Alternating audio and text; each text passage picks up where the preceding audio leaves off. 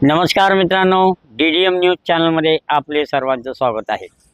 आपण काही दिवसापूर्वीच विराज गार्डनच्या कडे जाणारा जो रस्ता आहे इथं ह्या पाईपलाईनच्या फुटल्यामुळं लिकेज झाल्यामुळं या भागामध्ये असा ढव साचलेला होता आणि रस्त्यावरून नागरिकांना जा-ये करण्यासाठी मोठा त्रास होत होता।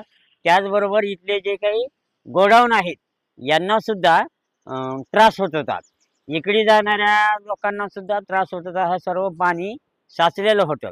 परंतु आपण DDM न्यूज चॅनलच्या माध्यमातून प्रशासनाला जागे केल्यामुळं प्रशासन खडबडून जागे झालं आणि या ठिकाणचा जो काही लिकेज होतं, पाईपलाईन फुटलेली होती, ती पाईपलाईन दुरुस्त करून आता त्या ठिकाणी वॉलसाठीचा सेंटर त्यांनी बसवलेलं आहे।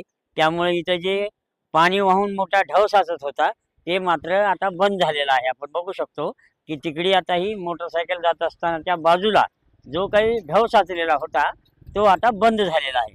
थोड्याफार प्रमाणात या ठिकाणी लिकेजेस आहे, पण आता जाणाऱ्या नागरिकांना आणि या ठिकाणी काम करणाऱ्या लोकांना आपल्या DDM न्यूज चॅनलच्या बातमीमुळं मोठी गैरसोय दूर झालेली आहे, असं त्यांनी आपल्याला फोन करून सांगितलेलं होतं की तुमच्या बातमीमुळं इथल्या खड्ड्याची दुरुस्ती झालेली आहे आणि आता जे पाणी वाहत होतं किंवा त्याचा जो त्रास झालेला होता तो बंद झालेला आहे।